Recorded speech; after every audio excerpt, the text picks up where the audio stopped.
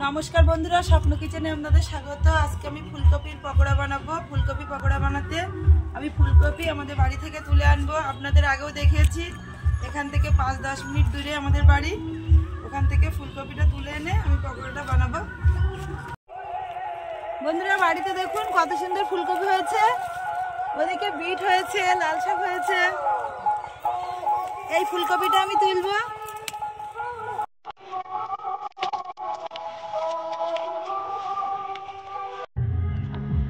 ফুলকপিটা আমি এরকম ছোট ছোট করে কেটে নিয়েছি, টুকরো টুকরো করে নিয়েছি। উনুনটাও ধরিয়ে নিয়েছি, কড়াইটা বসিয়ে দেব। কড়াইতে আমি জল দেব।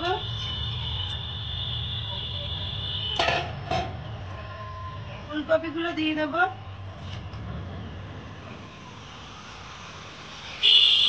বন্ধুরা পাশে একটা দোকানে হালখাতা হচ্ছে, ওই জন্য মাইক চলছে। মাইকের আওয়াজটা এখানে প্রচন্ড আসছে। হলুদ গুঁড়ো দিলাম,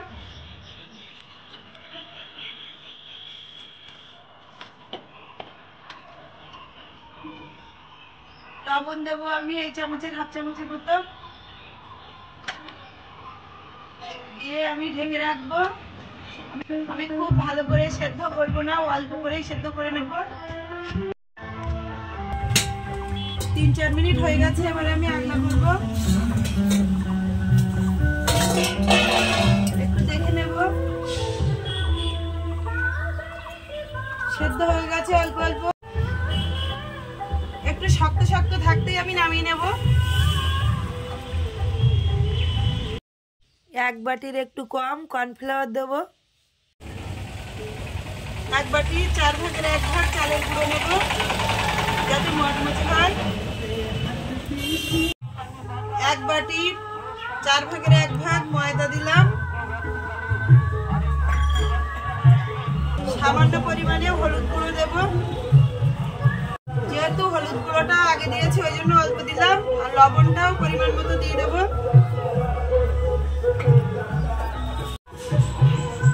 পরিমাণ মতো লঙ্কা গুঁড়ো দেব, জিরা গুঁড়ো দেব অল্প করে, রসুন বাটা, আদা বাটা দিলাম,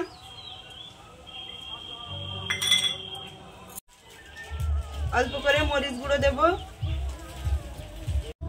অল্প করে গরম মশলা গুঁড়ো দিয়ে দেব। একটা ডিম আমি ফাটিয়ে দেবো এতে।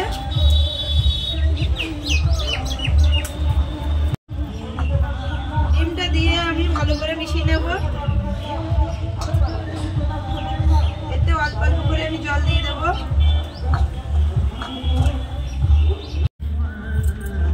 জল দিয়ে আমি ভালো করে মিশিয়ে নিয়েছি, একটা গাঢ় ব্যাটার তৈরি করে নিয়েছি। এবারে আমি ফুলকপি সেদ্ধগুলো দিয়ে দেব, দিয়ে ভালো করে মিশিয়ে নেব।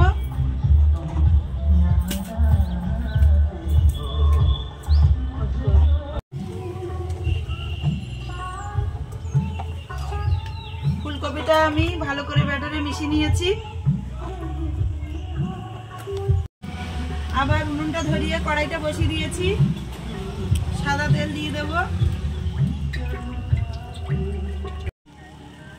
তেলটা গরম হয়ে গেছে, এবারে আমি হাত দিয়ে দিয়ে একটা একটা করে দিয়ে দেব। আমি দুবার ধরে ভেজে নেব। হাফ দিয়েছি, আর হাফ পরে আবার ভাজবো। এইভাবে আমি নেড়ে নেড়ে ভালো করে ভেজে নেব।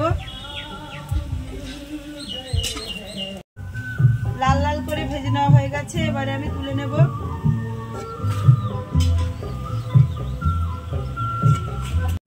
এগুলো তুলে নিলাম, বাকিগুলো আবার দেব।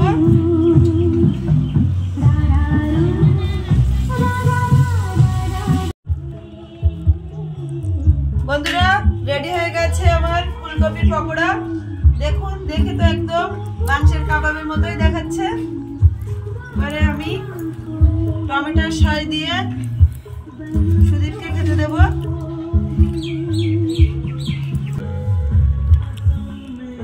সুদীপকে আমি একটা টমেটোর সস দিয়ে দেব। কেমন হয়েছে দেখবি সুদীপ।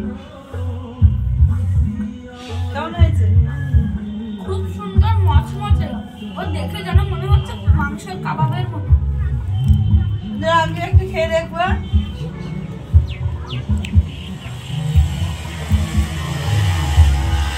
এখনো গরম, তবে খুব সুন্দর হয়েছে, মজমজে হয়েছে। আপনাদের যদি এই রেসিপিটি যদি পছন্দ হয়ে থাকে তাহলে অবশ্যই লাইক, শেয়ার ও কমেন্ট করবেন।